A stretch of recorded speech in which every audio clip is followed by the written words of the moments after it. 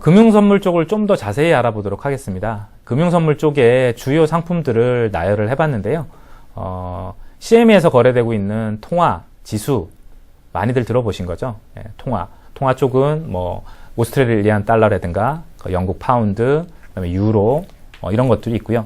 또 재패니즈 옌, 예, 엔화 거래도 있고요. 지수 쪽은 S&P 500, 나스닥 100 이런 것들이 존재를 하고요. 근데 보시면 똑같은 이름인데 미니가 있고 마이크로가 있습니다. 그래서 유로 FX 쪽을 보시면 이 미니 유로 FX가 있고 또 마이크로 유로 FX란 게 있고 그 위에 또 유로 FX란 게 있지 않습니까? 이거는 똑같은 기초자산을 가지고 선물을 만든 건데요. 사이즈를 좀 축소를 해놨습니다. 그래서 미니 사이즈는 원래 유로 FX의 사이즈의 2분의 1 수준이고요. 마이크로 같은 경우에는 10분의 1 수준입니다. 그래서 오른쪽에 틱 가치랑 증거금을 보시면 틱 가치 같은 게 유로 FX 같은 경우에는 한 틱에 12.5불인데 미니 사이즈는 2분의 1로 만들면서 틱 가치가 한 틱에 6.25불이고 마이크로 유로 FX는 틱 가치가 원래 12.5불에서 1.25불로 그 다음에 증거금도 그 정도 수준으로 2분의 1, 10분의 1 정도로 낮아지는 걸 보실 수 있을 겁니다. 이것은 유로 FX를 기초자산으로 해서 워낙에 단위가 크다 보니까 소액으로도 매매가 가능하게끔 그런 제도로 정착이 되어 있고요. 아마 저희 코스피 선물로 봤을 때, 코스피 200 선물로 봤을 때 저희가 50만 원이 거래 승수인데 그걸 2분의 1, 10분의 1로 쪼개서 매매를 할 수 있게 했다라고 보시면 될 것 같습니다. 마이크로 상품은 통화에만 존재를 하고요. 미니 상품은 통화, 지수, 그 다음에 귀금속, 원유 이런 쪽에도 미니 사이즈들은 존재를 하고 있습니다. 그리고 추가로 유렉스에 이제 다스 인덱스가 있고요. 그 다음에 홍콩의 H쉐어 인덱스가 있고요. 그 다음에 동경의 동경선물 터픽스 관련된 지수가 있고요. SGX는 니케이 225가 가장 대표적인 상품으로 볼 수 있겠습니다. 자, 그래서 금융선물 쪽의 주요 선물의 차트를 좀 나열을 해봤습니다. 그간 사실 많이 올랐었다가 요즘 좀 조정받고 혼조를 보이는 그런 모습들을 보실 수 있을 겁니다. 자, 다음은 이제 상품 선물 쪽으로 넘어가 보도록 하겠습니다. 우리가 커머더티라고 얘기하는 그 상품 선물 쪽에 첫 번째 이제 에너지 선물을 보면 거래소 보시면 무지 많은 거래소들이 있습니다. 에너지를 거래하는. 그래서 흔히 보는 나이맥스, 아이스, 토콤, 여러 가지 거래소들이 있는데요. 제일 많이 되는 거래소는 나이맥스하고 IC 거래소입니다. 그래서 나이맥스는 첫 번째 크루드 오일이라고 하는 WTI, 서부 텍사스산 중진료라고 하죠. 예, 미국에서 생산이 되죠. 그 거래가 주로 일어나고요. 그거와 관련된 천연가스, 난방유, 석탄, 가솔린 거래가 주로 일어나고요. IC는 브렌트, 북해산 브렌트유라고 하는 브렌트 선물, 그 다음에 크루드 오일도 일부 거래되고요. 그 다음에 영국에서 나는 천연가스 이런 부분에 대한 선물들이 좀 특화가 되어 있고요. 나머지 거래소도 많이 있지만 세계적으로 대표적인 거래소는 이 두 거래소라고 볼 수 있겠습니다. 자, 그래서 다양한 원유 상품의 종류를 좀 나열을 해봤는데요. WTI라고 하는 게 서부 텍사스산 중진류, 우리가 크루드 오일이라고 하는 그게 이 WTI를 말합니다. 그래서 미국 서부 지역하고 그다음에 걸프만에서 생산을 되는 중진류입니다. 북해산 브렌트 밑에서 설명한 그 브렌트 크루드보다는 질이 조금 낮은 중질에 해당하는 기름이고요. 그다음에 브렌트 크루드는 북해에서 생산되는 기름이죠. 그래서 IC에서 주로 거래가 되고요.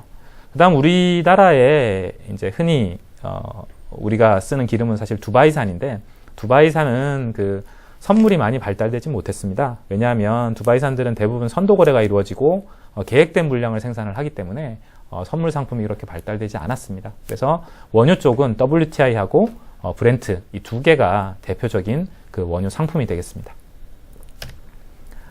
상품 선물에 대해서 좀 더 알아보면요. CME에 이제 크루드 오일 상장이 되어 있고요. 거래 시간 보시면 거의 24시간 거래가 되고요. 그다음에 증거금 한 4,500불, 한 500만 원 정도 있으면 한계약 매매가 가능하겠죠. 근데 밑에 보시면 이제 미니 사이즈가 있고요. 한 반 사이즈 정도 되는 미니 사이즈가 있고, 그 다음에 이제 IC의 대표적인 게 이제 브렌트 크루드입니다.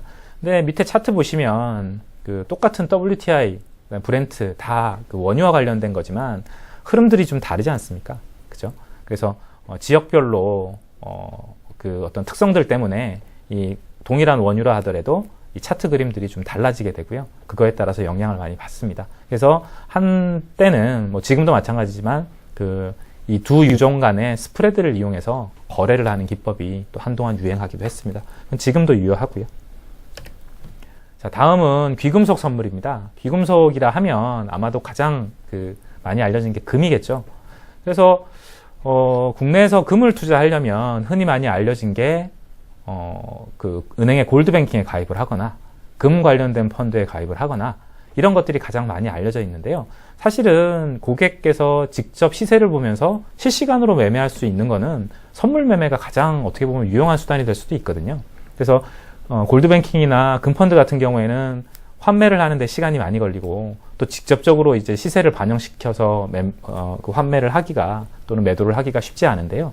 이 금선물 같은 경우에는 HTS에서 직접 시세를 보면서 매도다, 매수다의 포지션을 잡아서 수익을 추구할 수 있는 그런 상품입니다. 그래서 많이 알려져 있지는 않지만요. 이 선물을 통해서 금을 투자하는 것도 금 투자의 한 방법이 될 수 있겠습니다. 금과 관련돼서는 그 나이맥스하고 LBMA라고 하는 두 가지 시장이 있는데요. LBMA는 이제 거의 오프라인 시장입니다. 또 기업들 시장이고 그래서 전산화가 안 되어 있고요. 그래서 개인들이 매매하기는 좀 어려우시고요. 나이맥스 같은 경우에는 전산화가 다 돼 있어서 그 HTS를 통해서 매매가 가능하고요. 저희 HTS인 QA를 통해서 금매매를 하신다면 이 나이맥스 거래소의 종목이 될 것 같습니다. 그리고 사실 KRX에도 저희 그 한국거래소에도 금이 상장이 돼 있지만 유동성이 거의 없죠. 예, 그래서 현재는 거래가 거의 끊기다시피 했습니다.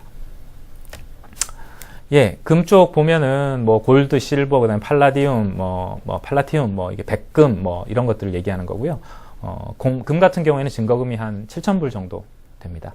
7,000불이 있으면 한 계약 정도 매매를 하실 수가 있고요.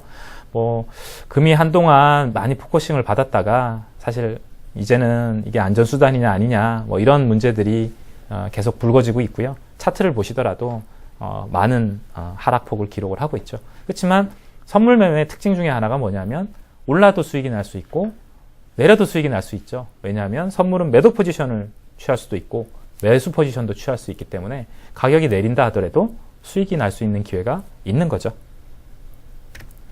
자, 다음은 비철금속 선물 쪽입니다. 예, 아까 LME 말씀드렸는데요. 예, 비철금속은 LME가 가장 유명합니다. 그렇지만 LME는 개인들이 거래할 수가 없습니다. 예, 그래서 LME는 전산화된 시장이 아니고요. 전 세계 기업들이 거래하는 시장이고, 그 LME의 그 회원사, 그러니까 거래할 수 있는 거래를 받는 것도 되게 제한적입니다.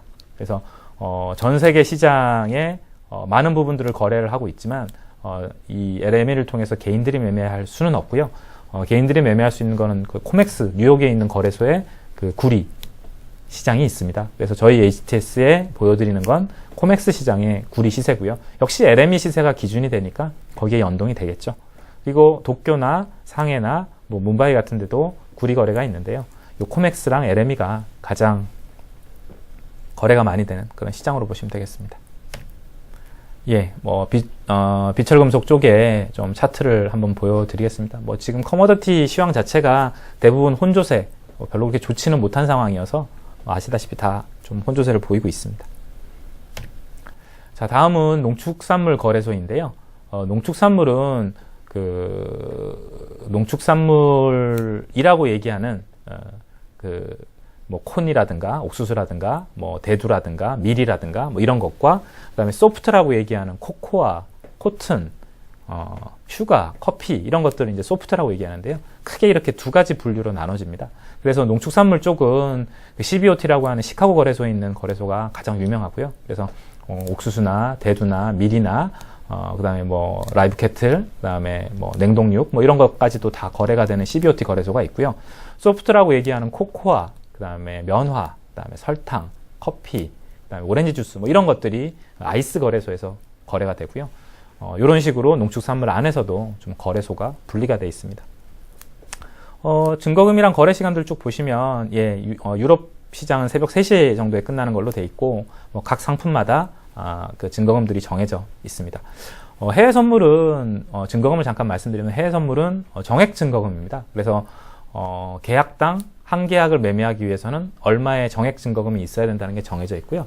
여기 위에 콘이라고 보는 옥수수 같은 경우에는 계좌에 2,700불이 있어야 한 계약 매매가 가능하시고요.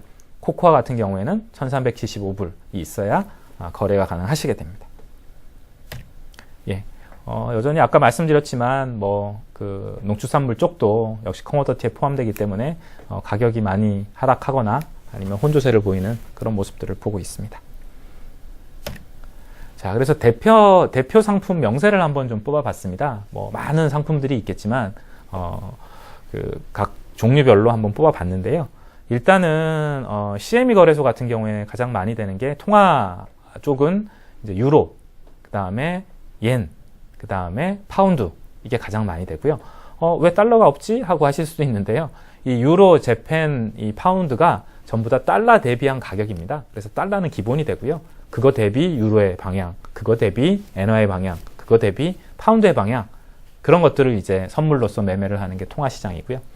그 다음에 대표적으로 거래 많이 되는 게 이제 이미니 S&P 500 정도가 가장 많이 됩니다. 이게 S&P 500은 증거금이 큽니다. 그래서 증거금 자체를 좀 줄여서 사이즈를 작게 한 미니 상품이 오히려 S&P 500보다 거래가 더 많이 되고요. 유렉스 쪽을 한번 보면은 우리가 유로스탁스라고 하는 유로존에 있는 그 50개 종목을 가지고 지수화시킨 유로스탁스가 가장 유명하고요. 홍콩 쪽은 H쉐어가 가장 H쉐어 지수죠.